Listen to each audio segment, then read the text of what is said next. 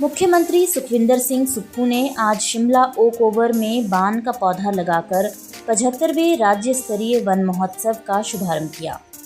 इस बार वन विभाग ने प्रदेश में 9000 हेक्टेयर भूमि पर पौधे रोपने का लक्ष्य रखा है, जिसमें सभी की भागीदारी सुनिश्चित की जाएगी। राज्य स्तरीय वन महोत्सव कार्यक्रम में प्रदेश के 67 विधानसभा क्षेत्रों एवं 41 वन मंडलों में स्थानीय विधायकों और वन विभाग के अधिकारी व कर्मचारियों ने वर्चुअली माध्यम से वन महोत्सव में हिस्सा लिया और पौधारोपण अभियान से जुड़े। 18 महीने पहले जब हमारी सरकार बनी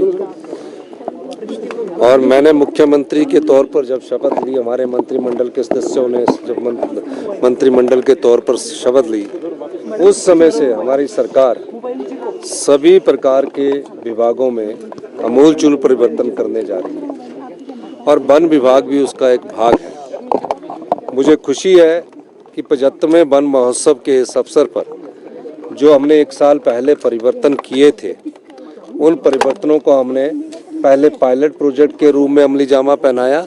आज पूरे प्रदेश में हम उनको लागू करने जा रहे हैं। क्या थे ये परिवर्तन? अगर कहीं रेंज में सूखा पेड़ गिर जाता था, उसको हम उठा नहीं सकते थे, और कोई बरसात के समय भारी तबाही आपदा के समय हुई, पेड़ सड़कों पर गिर गए, उसकी परमिशन को समय लग जाता था। जंगलों में, गांव के जंगलों में हजारों पेड़ गिर जाते थे। तो हमने एक परिवर्तन किया कि अब डीएफओ जो कंसर्न वीट का होगा, वो जितने पेड़ गिरे होंगे उनको उठाने का अधिकार उनको दे दिया गया है। दूसरा, जो सूखे पेड़ होते हैं जो किसी कारण बाद धीरे धीरे सड़ने शुरू हो जाते हैं, उन सूखे पेड़ों का भी अधिकार उन डीएफओ और रेंज ऑफिसर और इवन डिप्टी रेंज ऑफिसर और गार्ड तक हमने दे दिया है। गार्ड रिकमेंडेशन करेगा कि यहाँ पेड़ गिरा है और डीएफओ उसकी परमिशन देगा। डिप्टी रेंजर को भी एक लिमिट है कि इतने पेड़ गिरे हैं, उसकी परमिशन भी डिप्टी रेंजर तक देगा। ये पहली बार 40 साल में हम इस व्यवस्था परिवर्तन हमने ये किया है। दूसरा कि जो हमारे प्रोजेक्ट हो जाते थे एफसीए केसेस के बाद स्टेज 1 होती है और स्टेज 2 होती है।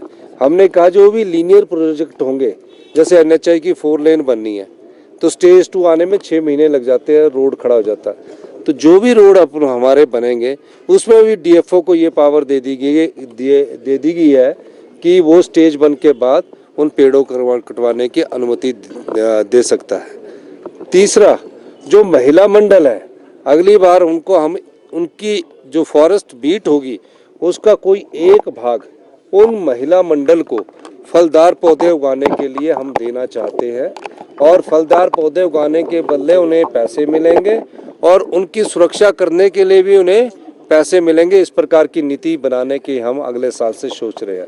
चौथा, हम आज ही फैसला कर लेंगे जनवरी महीने तक कि किन किन वीटों में हमने कौन कौन से पेड़ लगाने हैं। पांचवा, अभी तक फलदार पौधे 30% ही लगाए जाते थे।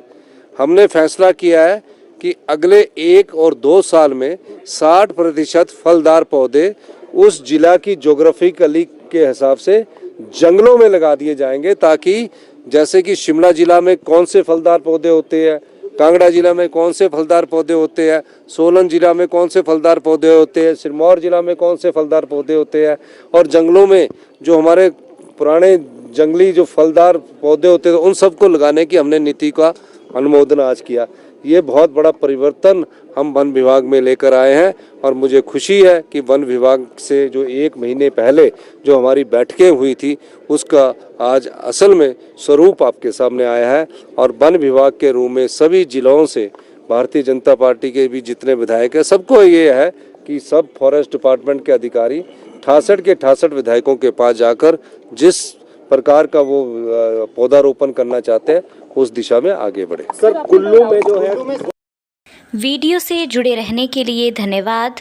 हमारे चैनल को सब्सक्राइब कीजिए अभी।